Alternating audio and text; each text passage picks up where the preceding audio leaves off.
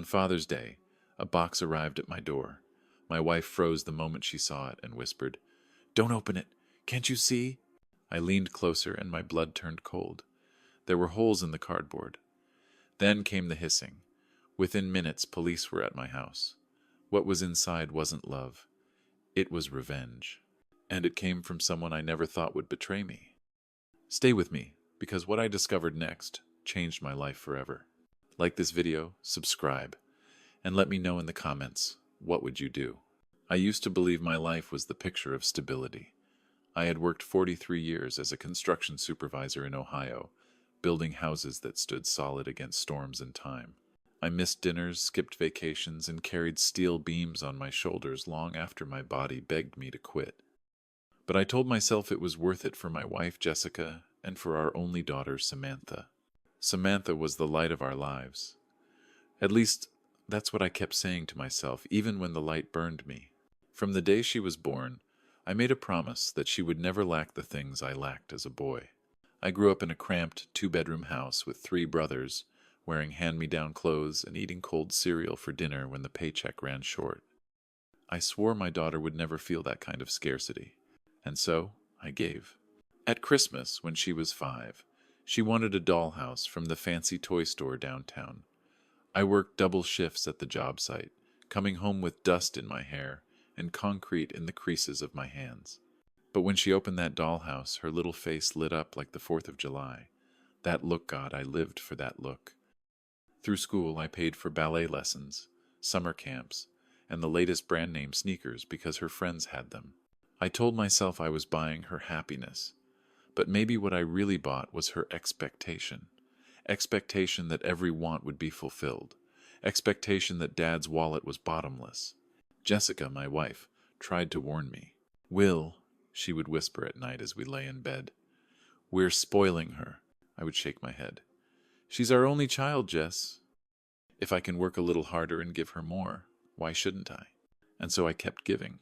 By the time Samantha hit college, the pattern was fixed. I co-signed her first credit card for emergencies.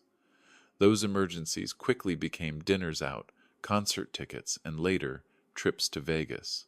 When bills piled up, I paid them. When her car broke down, I bought her another one.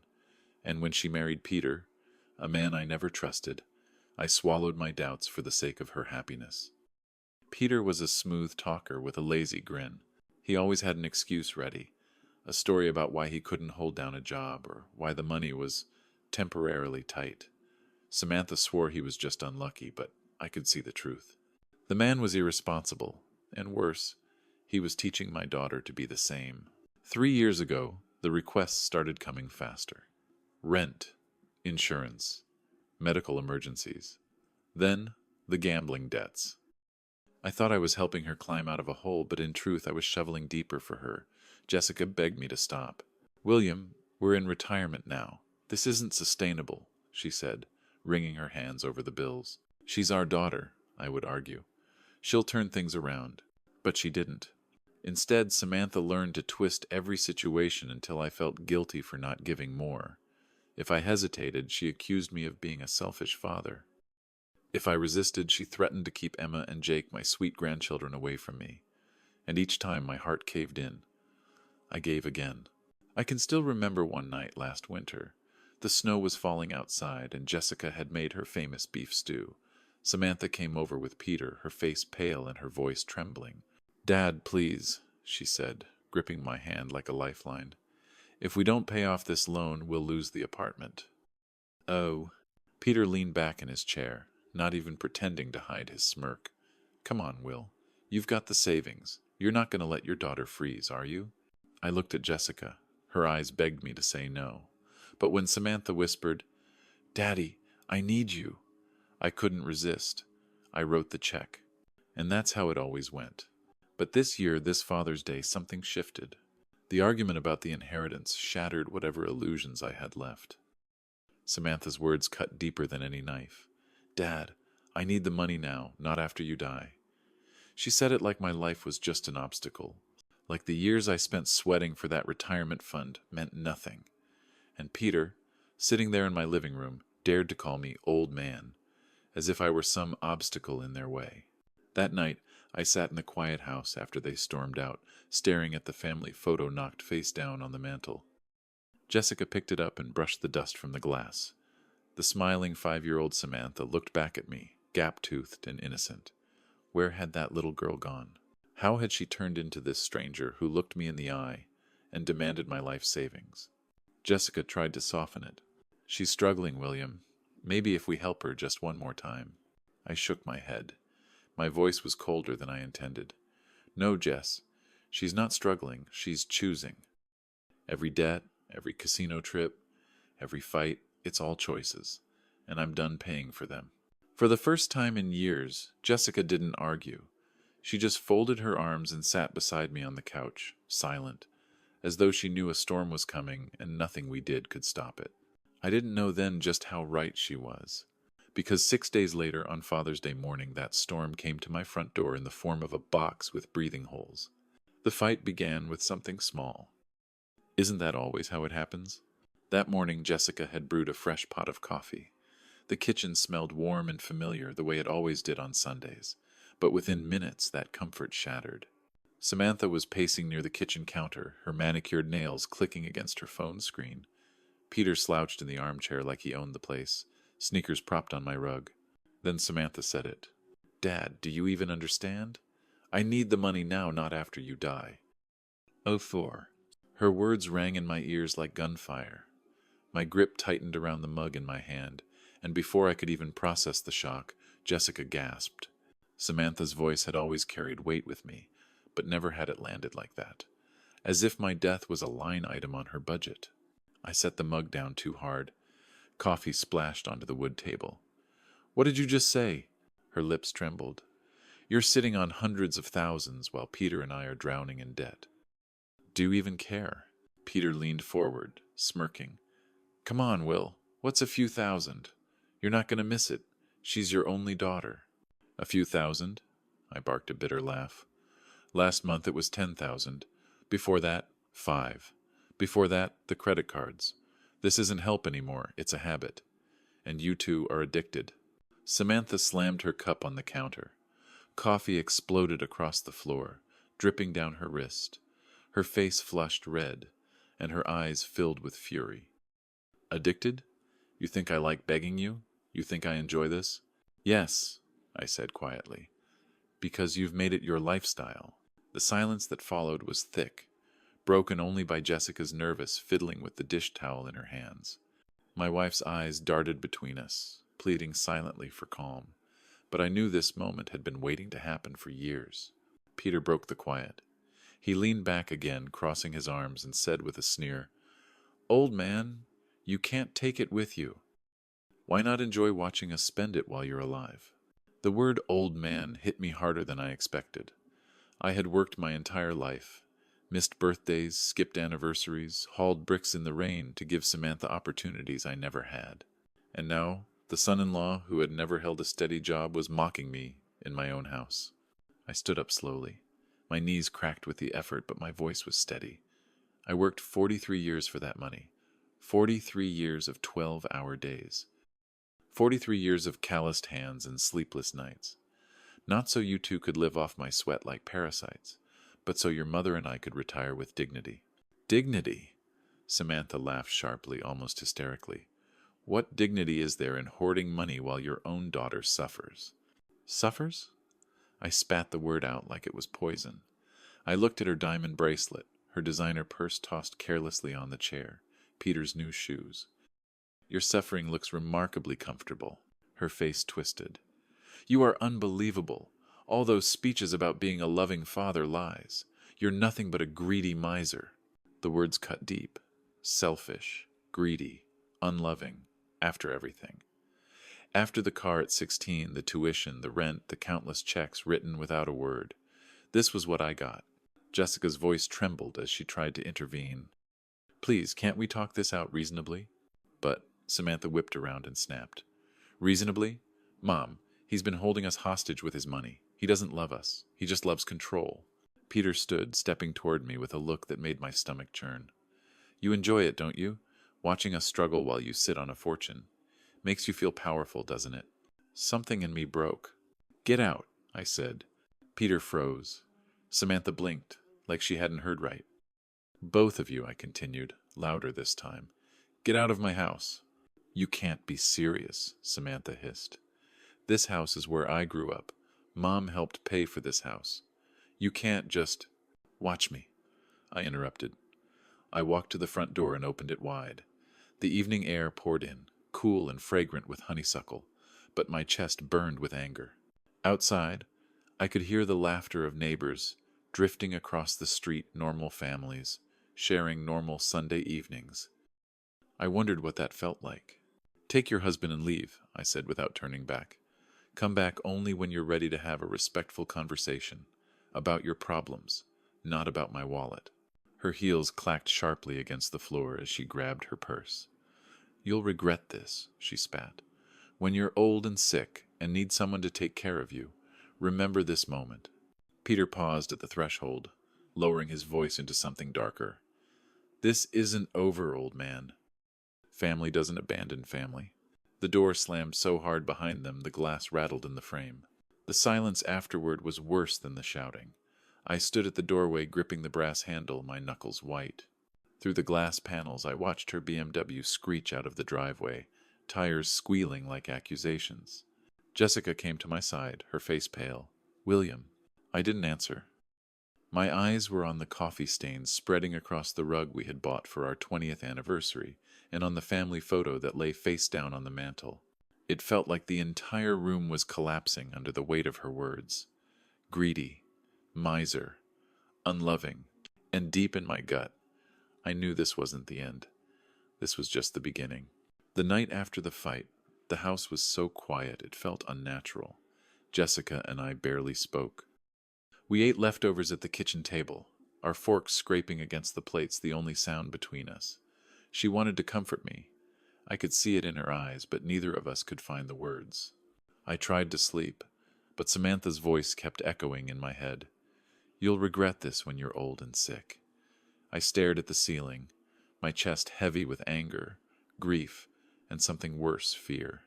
Fear that she was right, that I'd spend my last years alone, abandoned. By morning, I convinced myself maybe it had been an ugly argument, nothing more. Families fight. Maybe she'd cool down, call me, and we'd patch things up. But deep down I knew better. It was 3 days later when the text came. I was reading the paper on the porch when my phone buzzed. The message was short, but it hit me harder than a punch to the gut. "Dad, I hope you're happy. The kids need winter coats and school supplies, but apparently your money matters more. Don't expect to see them anytime soon." I read it twice, 3 times. My hands shook so badly I nearly dropped the phone. "Jessica," I called. My voice cracked. She came rushing from the kitchen, drying her hands on a towel. I handed her the phone. Her face crumpled as she read.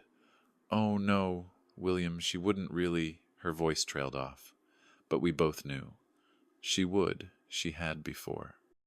Samantha had used Emma and Jake as bargaining chips more than once, keeping them away for a week here, 2 weeks there, whenever I didn't give in to her demands. Each time, I caved.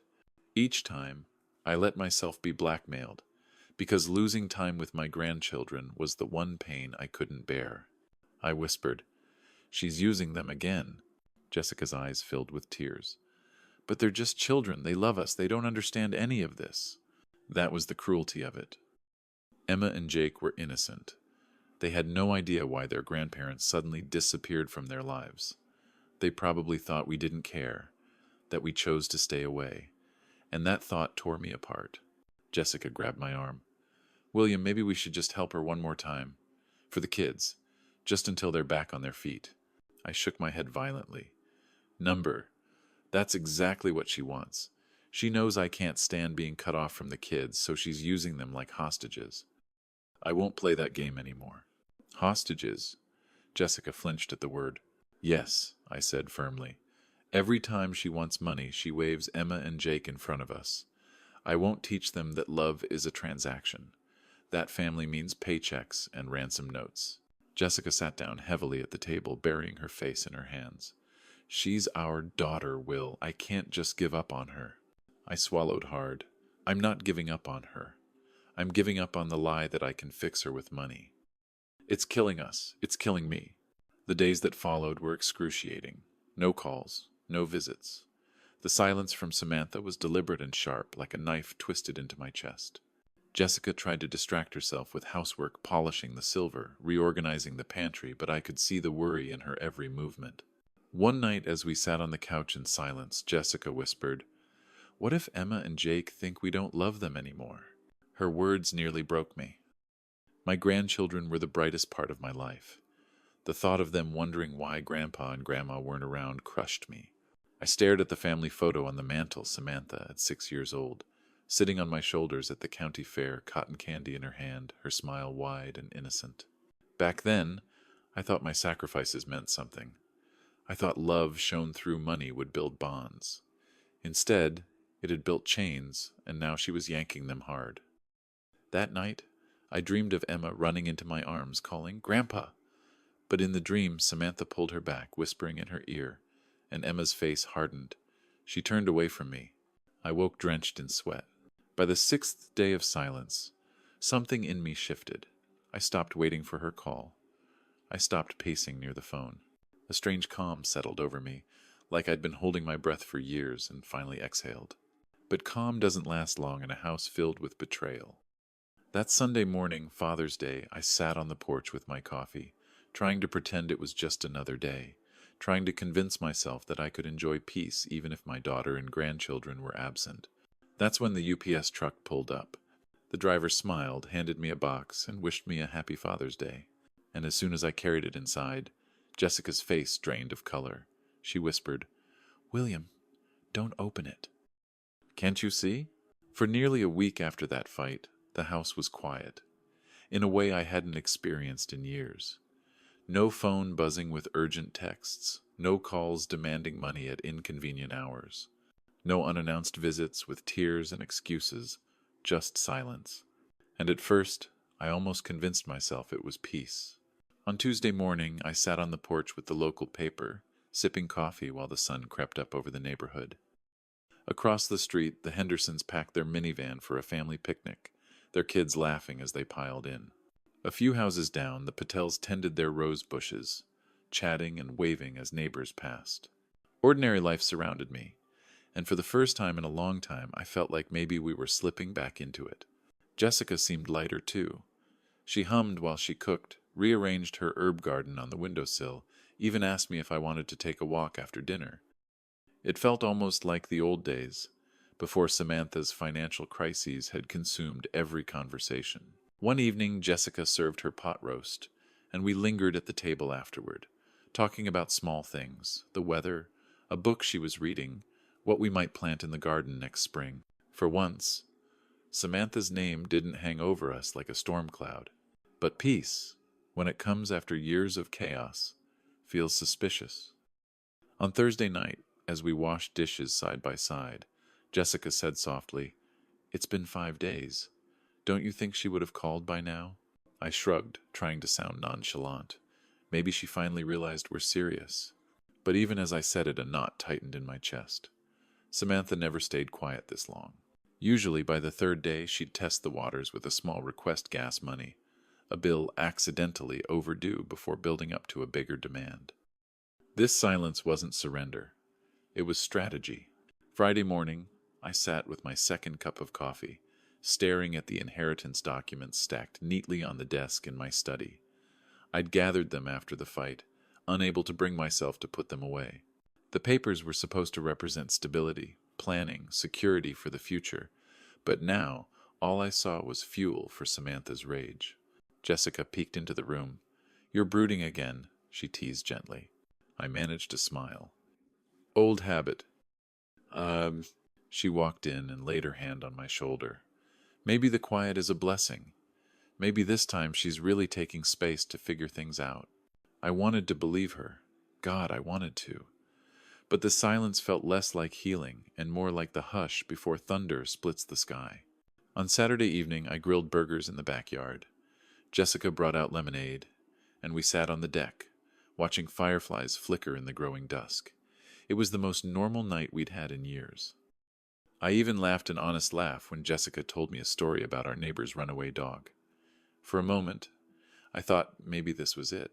Maybe I could learn to live without the constant chaos, even if it meant losing contact with my daughter. But as the night deepened, I caught Jessica staring off into the distance, her hands still. "What is it?" I asked. Her voice was low. "Do you think the kids miss us?" The question pierced through me. Emma's giggles. Jake's little arms flung around my neck. The smell of crayons and peanut butter sandwiches in their kitchen. My throat tightened. "Of course they do," I said. But deep down, I feared they were already being told another story that Grandpa was cold, that Grandma didn't care, that money meant more than family. That night, I dreamed again. I was sitting at the dining table when the front door opened and Samantha walked in, smiling like she used to as a little girl. Behind her were Emma and Jake, running toward me with laughter. But as they reached me, Samantha pulled them back, her eyes glittering with triumph. The children froze, their faces hardening into strangers. I woke gasping, sweat chilling my back. By Sunday morning Father's Day, I told myself to push those thoughts aside. I picked up the newspaper and sat on the porch, determined to enjoy the warm breeze, the sound of lawnmowers humming in the distance. Jessica moved in the kitchen behind me, the clatter of dishes a comforting rhythm. For half an hour, it almost worked. It almost felt like a normal morning. Then I heard the rumble of an engine and looked up. A brown UPS truck slowed in front of our house. Strange, we weren't expecting anything. The driver hopped down, clipboard in hand, carrying a box the size of a shoebox. He smiled politely. "William Carr?" "That's me." "Happy Father's Day," he said, handing me the package. I stared at the box, its weight oddly light in my hands, my stomach twisting with unease. "Who's it from?" Jessica called from the doorway, wiping her hands. "No idea," I answered, though something in me already knew the piece was over. I carried it inside, setting it carefully on the coffee table. Jessica stepped closer, her brow furrowed. She traced the label with her fingers, then froze. "William," she whispered, her voice trembling. "Don't open it." "Can't you see?" The moment Jessica whispered those words, "Don't open it. Can't you see?" the air in the room shifted. I looked closer at the box. At first glance, it seemed ordinary. Plain brown cardboard, taped neatly, no return address. But then I saw what she meant. Tiny punctures lined the sides, so small they were easy to miss. Breathing holes. My stomach dropped. "Breathing holes?" I repeated, my voice barely above a whisper. Jessica nodded, backing away from the coffee table, as if the box might spring to life. "Something's alive in there, William." The house felt suddenly smaller, the air thicker. Morning sunlight streamed through the blinds, but it no longer felt warm. The sound of neighbors mowing lawns outside seemed distant, unreal. My entire focus was locked on that box, sitting innocently where we'd once scattered birthday gifts and Christmas presents. "Who would send us something alive?" Jessica asked, but we both knew the answer lurking unspoken. Before I could respond, a faint rustling came from inside. My blood froze. Something was moving in there. Jessica's hand clamped onto my arm, her nails digging through the fabric of my shirt. "Did you hear that?" I nodded, unable to trust my voice. The rustling stopped. Silence stretched between us like a taut wire, and then it came again. A soft hiss. Jessica gasped, stumbling back a step. My chest constricted, the sound slithering into my ears. "It's a snake," I said hoarsely. Jessica's eyes widened with horror. "Call someone, now." My hands shook as I pulled out my phone. I fumbled with the screen, my fingers clumsy with adrenaline. Finally, I dialed. 911. "What's your emergency?" I swallowed hard. We received a package this morning. No return address. It has holes in it. It's moving. It's making sounds. I think there's something alive inside." "Oh." The dispatcher's tone shifted immediately. "Sir, can you describe the sounds?" I looked at Jessica. She mouthed the word hissing. I forced the word out. "Hissing. Like a snake." "All right, sir. Please do not touch or move the package. Stay at least 6 feet away. I'm dispatching officers to your location. Animal control will be on the way as well." My chest rose and fell with rapid breaths. "Should we leave the house?" No, sir, stay inside. Keep your distance. Officers should arrive within 10 minutes.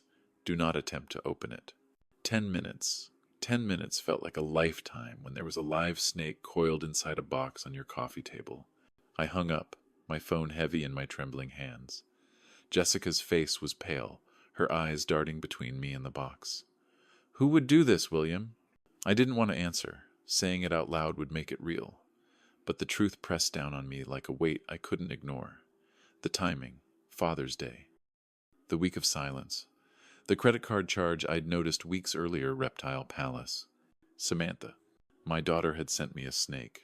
The thought made my legs weak. I lowered myself into a chair, gripping the armrests as though the house itself might start spinning. Jessica's voice broke. Not her. Please tell me it's not her. I couldn't.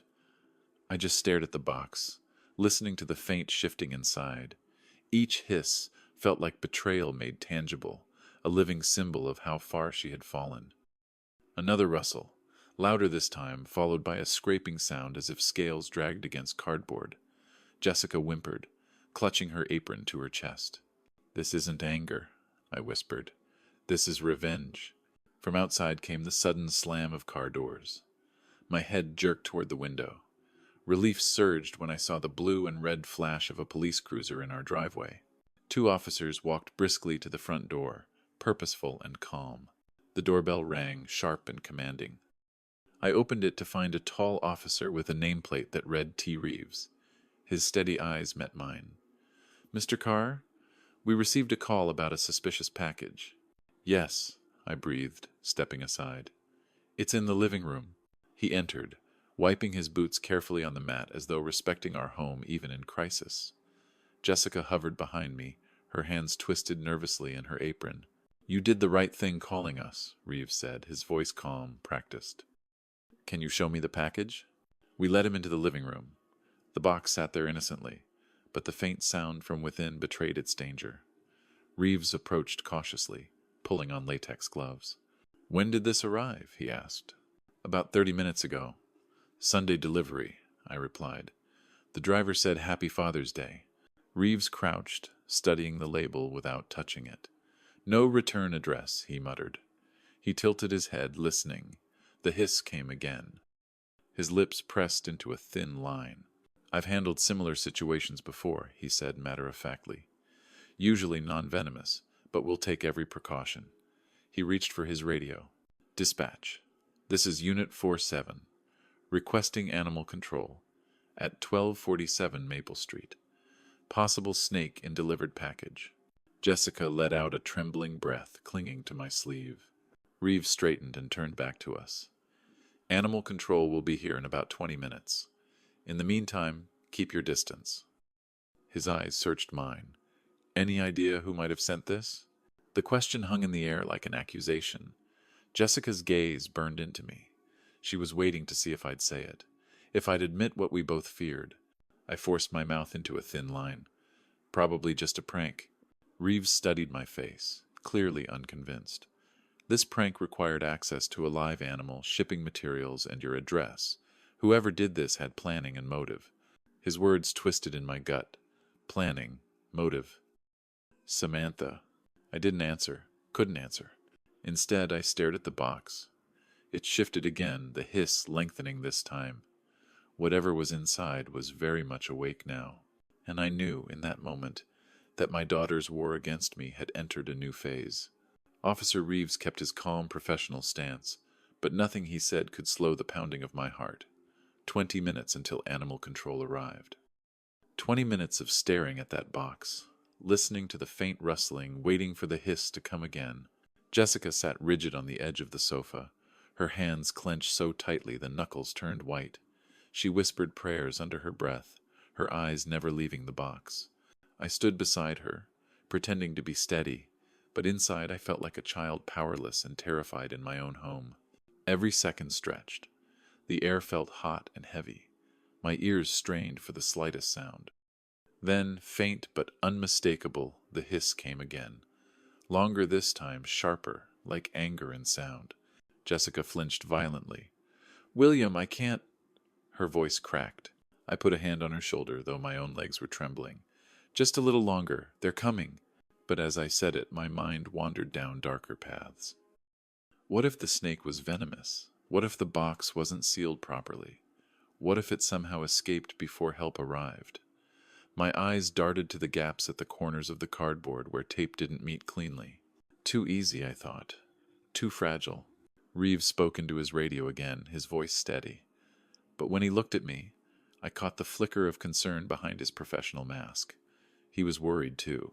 Jessica leaned closer, whispering so only I could hear. "It's her, isn't it, Samantha?" Who else would do this? The words hit me harder than the hiss. My throat closed up. I didn't want to admit it, not to myself, not to Jessica. But everything lined up. The timing, the silence, the card charge. My daughter had crossed a line I never thought possible. A knock at the door jolted us all.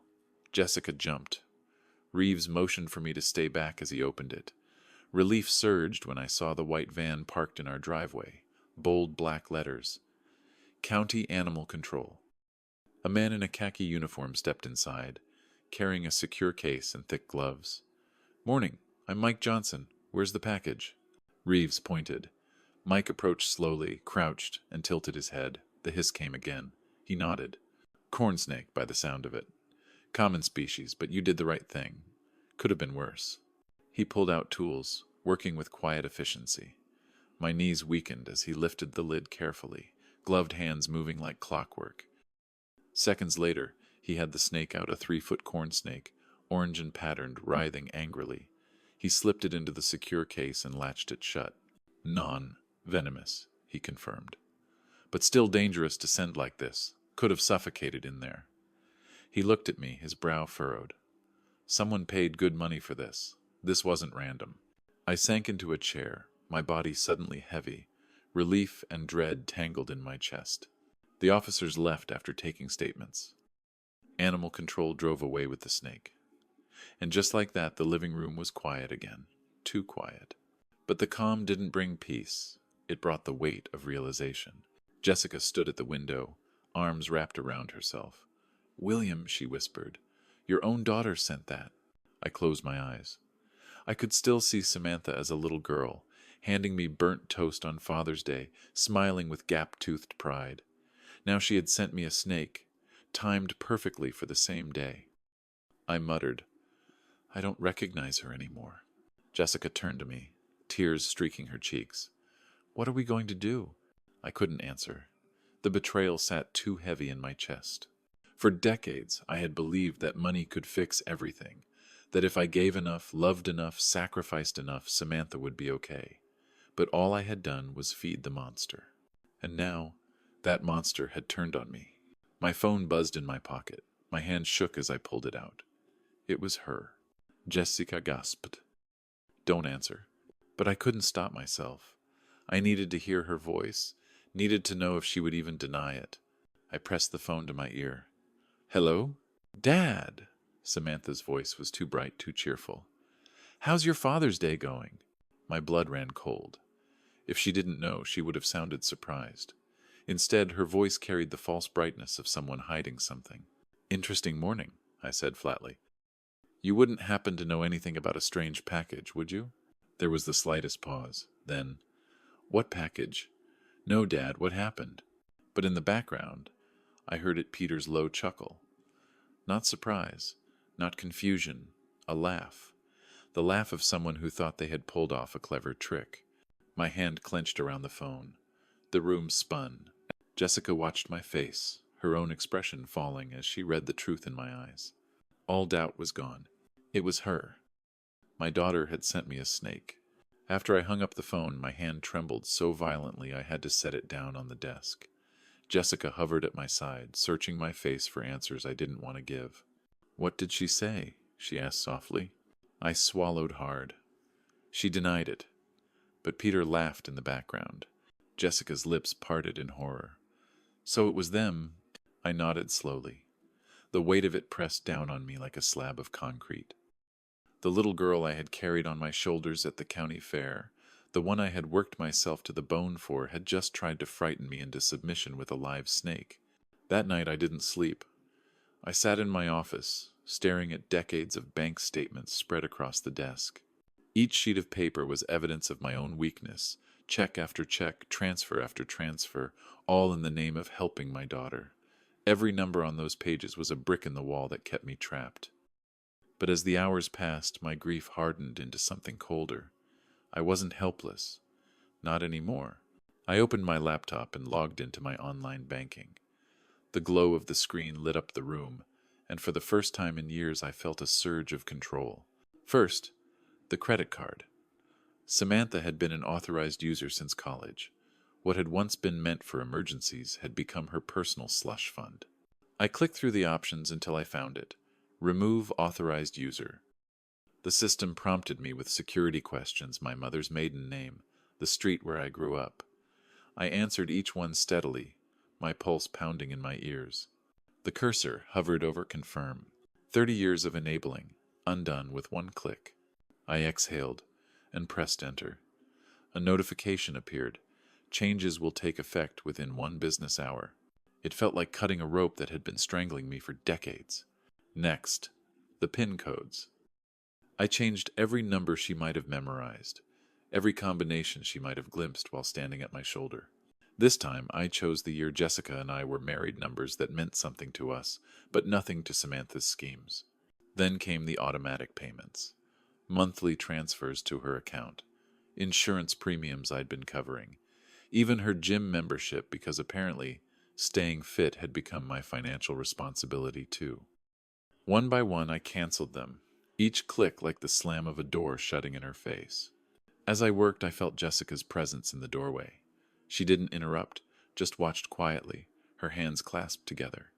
After a long silence, she asked, "Are you sure, William?" I turned to her. "Jess, I've spent half my life believing money would fix her. But it hasn't. It's only fed her greed. If I don't stop now, she'll bleed us dry, and worse, she'll think there are no consequences." "Oh?" Jessica's eyes shimmered with unshed tears, but she nodded. "Then do it." So I did. By midnight, it was done. Every lifeline severed, every backdoor closed. For the first time in decades, Samantha was on her own. I leaned back in my chair, exhaustion washing over me. But beneath the fatigue was something else: relief. Not the fragile, temporary relief of a quiet week, but the solid, grounded relief of knowing I had finally taken a stand. Tomorrow morning, she would discover the truth. Her card would decline, her bills would bounce, her endless emergencies would no longer be my problem. I closed the laptop and whispered to myself, "No more." Jessica came to stand behind me, resting her hand on my shoulder. "You've done the right thing." I covered her hand with mine. "It's about time." The next morning, the phone rang at exactly 8:15. Her name lit up the caller ID like a warning siren. I let it ring twice, then answered. "Good morning, Samantha." Her voice was shrill with panic. "Dad, what have you done? My card isn't working. I tried to buy groceries and it was declined. The car insurance bounced. What is happening?" I took a slow sip of coffee, letting the silence hang before I answered. "What's happening, Samantha, is consequences." The line went silent for a beat, then her voice rose to a furious pitch. "You can't do this. I'm your daughter. You can't just cut me off." "Yes, I can," I said calmly. "Because love isn't measured in dollar signs. And because sending your father a snake on Father's Day isn't how family shows love." The gasp on the other end was sharp, followed by frantic denial. "What are you talking about? You're crazy. I didn't—" And then, faint but clear, I heard it again. Peter's chuckle in the background. That same mocking laugh. I closed my eyes. "I heard him, Samantha. Don't insult me with lies." Her voice turned cold. "This isn't over, old man." I hung up before she could say more. My hand shook, but not from fear, from resolve. For the first time in decades, I had played my hidden card, and now the game had changed. The morning after I cut her off, I knew it wouldn't be long before Samantha showed up in person. I could feel it in my bones. Sure enough, by 8:15 she had already called, screaming about her declined card. By 9 o'clock, the phone rang again. By noon, she had left 3 angry voicemails, each one more desperate than the last. And by evening, the storm I'd been expecting rolled straight into my driveway. The roar of her BMW's engine shattered the quiet. Tires squealed against the asphalt. Then the slam of car doors echoed like gunshots. Jessica and I exchanged a look across the living room. Her face was pale but steady. "They're here," she whispered. The doorbell rang once, hard, demanding, then again, more insistent. The pounding followed, shaking the door on its hinges. I stood slowly, squaring my shoulders. For the first time, I didn't feel dread. I felt prepared. "Stay here," I told Jessica quietly. She shook her head. "Number, we face this together." I opened the door. Samantha stood on the porch, her face red and blotchy with anger, her hair pulled back hastily as though she had dressed in a rage. Peter loomed behind her, arms crossed, his expression dark and menacing. Together they looked less like family and more like intruders. "Dad," Samantha began, her voice shaking with fury, "we need to talk." I didn't move aside. "We already talked this morning, and I was clear." Her laugh was harsh. "Clear? You were insane. You cut me off over a stupid misunderstanding about some package?" I met her eyes steady. "There's no misunderstanding. You sent me a snake. That's not love. That's intimidation." Her jaw dropped. "That's ridiculous." "Why would I ever—" Peter laughed. I cut in. My voice was calm, but the words sliced like glass. "On the phone, when I asked about the package, he laughed. Do you think I didn't hear it?" For the first time, she faltered. Her mouth opened, but no words came. Behind her, Peter sneered. "Look, old man," he said, stepping forward. Close enough I could smell the faint tang of cigarettes on his clothes. "Maybe you didn't think this through. Samantha's got expenses. Kids need things. You can't just abandon your family." "Family?" I repeated, my voice quiet but firm. "Family doesn't send snakes in boxes. Family doesn't blackmail with grandchildren. Family doesn't bleed each other dry for years." Peter's sneer hardened into something uglier. "You think you're smart cutting us off? You think you're powerful now?" He leaned in, lowering his voice to a threat. "We know where you live. We know your routines. You might want to reconsider." I didn't flinch. I'd spent too many years bowing, apologizing, and giving in. That man was nothing to me but a leech attached to my daughter's life. "Are you threatening me, Peter?" I asked evenly. He smirked. "I'm saying family relationships work both ways. You cut us off. Don't expect us to walk away quietly." I stepped back, just enough to draw a clear line between us and my home. "Actually, that's exactly what I expect. And if you don't, it stops being family business. It becomes a matter for the police." For the first time, a flicker of hesitation crossed his face. Samantha grabbed his arm, tugging him back. But instead of calming him, her touch seemed to feed his rage. "You think you're so righteous," she spat. "You think just because you worked hard, you can sit there in judgment of me? You owe me, Dad. You owe me for every year you controlled me with money." My voice sharpened. "Controlled you? Samantha? I gave you everything. Ballet lessons, cars, tuition, rent, loans. I sold my car to cover your gambling debts. I worked until my back broke so you could have the life I never had. And now you repay me with this?" Her face twisted, fury and desperation blending into something almost unrecognizable. "Fine. If that's how you want it, you'll never see Emma and Jake again. They'll grow up knowing their grandfather chose money over family." The words, once my greatest fear, now felt hollow. I looked her in the eye and said softly, "That's not a threat anymore. That's a blessing." Her entire body jerked as though I had slapped her. Peter's mouth dropped open. Jessica gasped behind me, but I didn't waver. "If keeping them away is your idea of punishment, then maybe it's better they don't grow up learning to use love as a weapon." For a moment, everything froze. The wind stirred the leaves on the porch. The neighborhood kids laughed in the distance.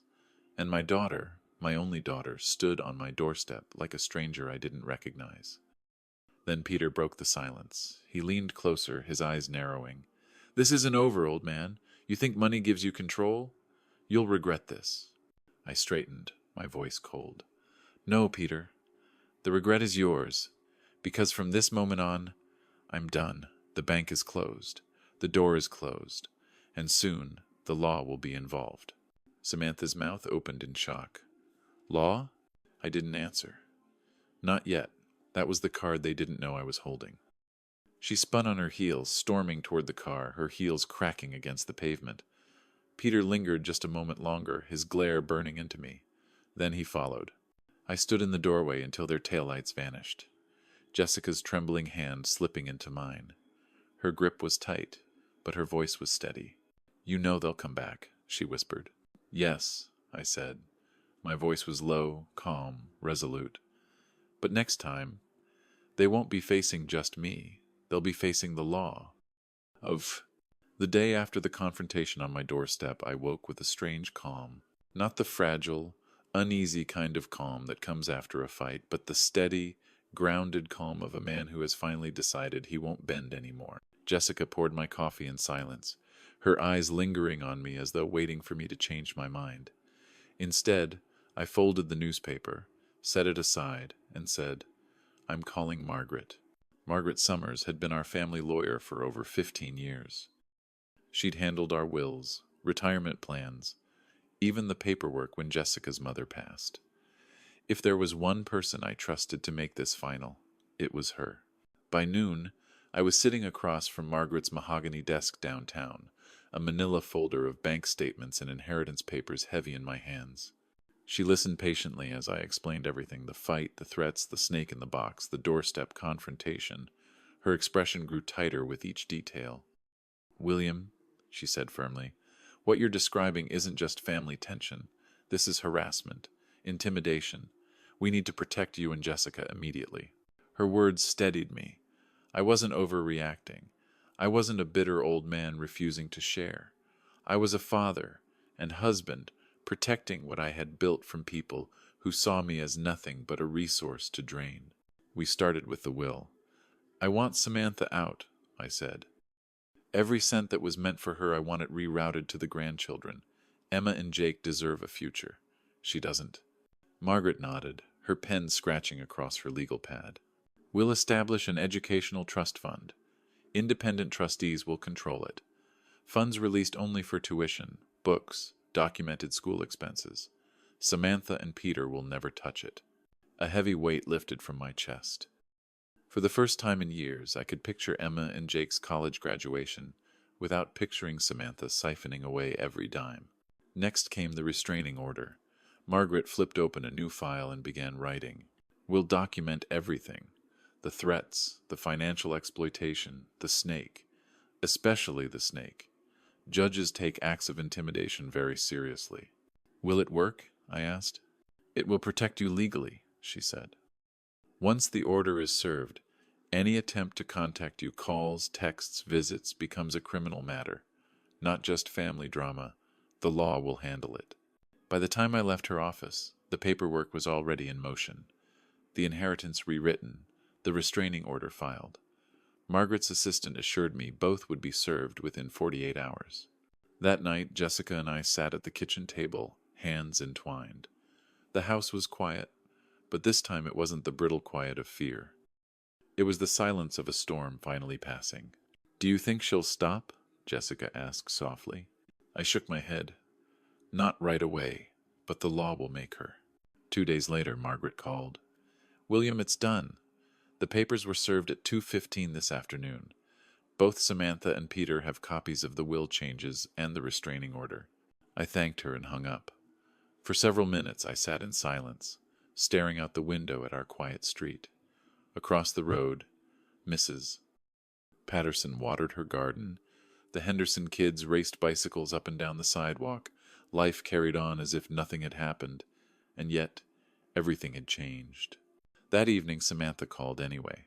Her number flashed on the screen, but I didn't answer. I couldn't. The restraining order made it clear. Contact would only dig her deeper into trouble. Jessica looked at me nervously. She's going to be furious. She already was, I said quietly. Now her anger doesn't matter. It's not our burden anymore. The following morning, Margaret called again. Just so you're prepared, Samantha left a voicemail with our office. She's angry, but she knows she's trapped. The order is airtight. She can't touch your money. She can't harass you legally. The trust guarantees the grandchildren's future.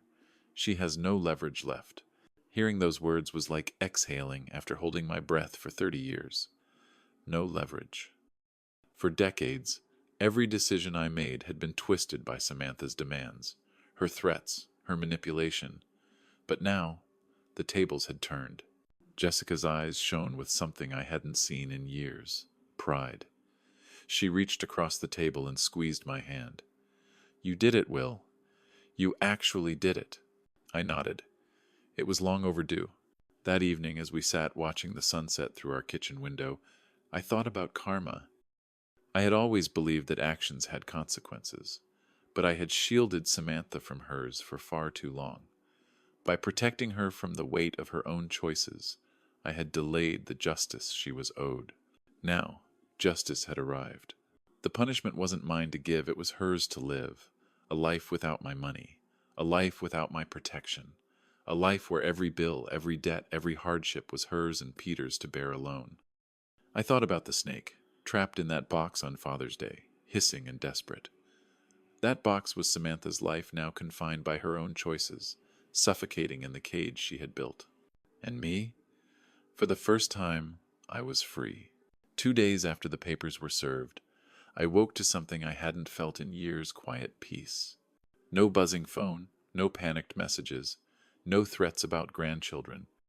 Just sunlight filtering through the curtains and the smell of fresh coffee drifting from the kitchen. Jessica hummed softly as she poured, the same tune she used to hum when we were first married. For a moment I lay still, soaking in the normalcy. When I finally joined her, she looked up with a small smile. "How does it feel?" she asked. I didn't need to ask what she meant. Like breathing clean air after years of smoke. She set the cup down in front of me. "Do you think it'll last?" I took a sip, letting the warmth steady me. It has to. The law is in place now. She can't touch us anymore. And it was true. For the first time since Samantha turned adulthood into a series of crises, my life was mine again. Jessica and I spent our days as we pleased, reading, gardening, taking walks around the neighborhood. I even started tinkering with the old radio set I'd kept in the garage, something I hadn't touched in years because my mind had always been too consumed with her latest emergency. At first, the silence felt unnatural. I would catch myself glancing at the phone, half expecting it to light up with another plea. But the calls didn't come. The demands didn't arrive. The snake, the threats, the endless drain, it all stopped the moment Margaret's documents took hold. One afternoon, as I sat on the porch watching the Henderson kids ride their bikes, Jessica joined me with lemonade. She leaned against my shoulder. "Do you think Emma and Jake know?" The question tightened my chest. I thought of my grandchildren's laughter, their sticky hands clutching mine, their innocent questions. They hadn't asked for any of this. They were victims of their mother's anger, just like us. "I don't know," I admitted, "but they'll understand one day. They'll see that love isn't about money. And when the time comes, their trust fund will speak for itself." Jessica nodded, her eyes shining with quiet pride. "You protected them, William, even if they don't see it now." That night, as we prepared dinner together, I caught myself smiling. Not the forced smile I used to wear to hide my exhaustion, but a genuine one. Jessica noticed. "It's been years since I've seen that look on your face," she said softly. "What look?" "Peace." I paused, the knife hovering over the cutting board. She was right. For decades, our home had been filled with tension, arguments whispered in the kitchen about how much to give this time, sleepless nights after writing another check, bitter silence when Samantha threatened us with the grandchildren. But now, that weight was gone. After dinner, we sat in the living room, the inheritance documents stacked neatly on the coffee table. But they weren't weapons anymore. They weren't tools of manipulation or bargaining chips. They were just papers, finalized, untouchable. Jessica reached over and took my hand. "Do you regret it?" The question startled me. Regret what? Cutting her out, making it final. I looked at the family photo on the mantel, the same one that had fallen during the fight. Samantha's childhood smile beamed back at me, gap-toothed and innocent. For a moment, grief welled up in my chest. I would always regret that she had become this person, but the decision to number, That I did not regret. I regret what she's become, I said quietly, but I don't regret protecting us, or the grandchildren. This was the only way. Jessica squeezed my hand. Then we'll carry it together. The days turned into a week, and the week into two. Still no calls, no threats, no pounding on the door. Samantha had gone silent, forced into a corner where manipulation no longer worked. I knew the silence didn't mean she'd forgiven us. It meant she had nothing left to take. And strangely, that was enough. On the third Saturday, Jessica and I took a walk at sunset. The air smelled of cut grass, and the sky burned orange and purple. We passed neighbors who waved and smiled, people who lived in peace without snakes in boxes or daughters at war with their parents. As we walked hand in hand, Jessica said, "Do you realize what you've done?" I glanced at her. "What?" "You gave us back our life." Her words hit me harder than any insult Samantha had thrown. I had spent decades feeling powerless, believing I had no choice but to keep giving, keep sacrificing. But I did have a choice. And by finally taking it, I had given us back not just our retirement but our dignity.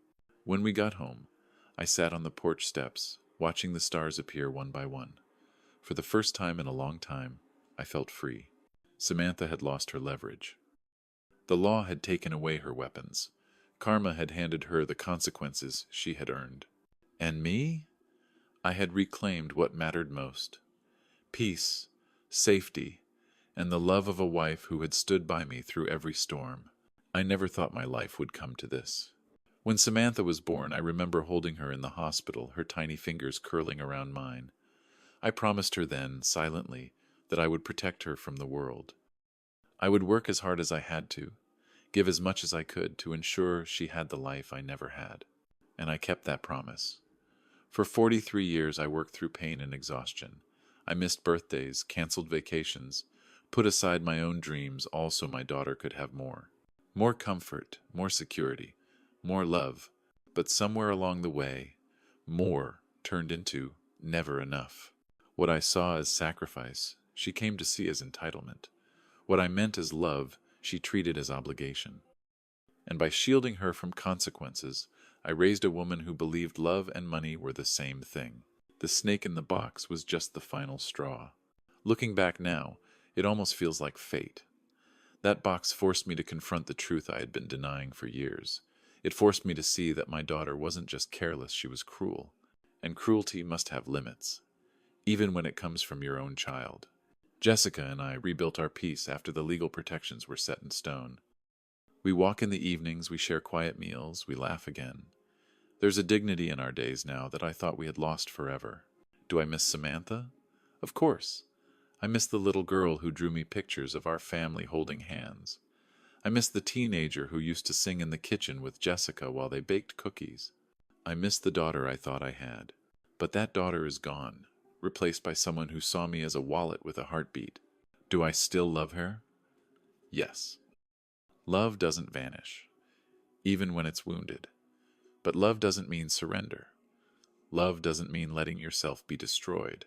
If Samantha ever finds her way back, truly back, if she chooses honesty over manipulation, responsibility over excuses, I'll be here. I won't pretend it would be easy, but I'd listen. I'd try. Because deep down I'll always be her father.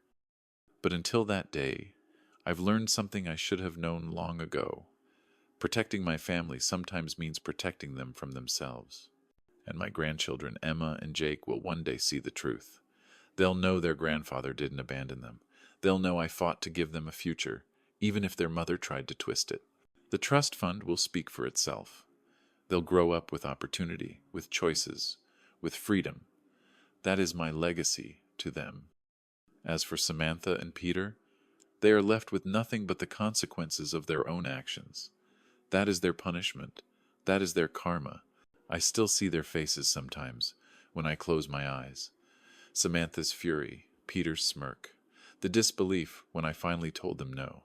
But I don't feel fear anymore. I don't feel guilt. I feel something stronger, clarity. Because money can build a house, but it can't build respect. Money can buy gifts, but it can't buy gratitude. And money can sustain a lifestyle, but it can't sustain love. I spent too long confusing sacrifice with devotion, thinking that giving more meant loving more. Now I know better. True love requires boundaries. True love sometimes requires saying no. So, this is the end of my story, or maybe the beginning of a new one. A story where my life isn't ruled by threats or guilt, but by dignity and peace. A story where the lessons I've learned are etched deeper than any wound my daughter could cause. I'll never forget the box that arrived on Father's Day. Not because of the snake inside, but because of what it revealed, that the most dangerous venom wasn't in the reptile, it was in my daughter's heart. And so I ask you, the ones listening, the ones who might understand, what would you do if your own child handed you a box filled with betrayal? Would you forgive endlessly, or would you, at last, close the door?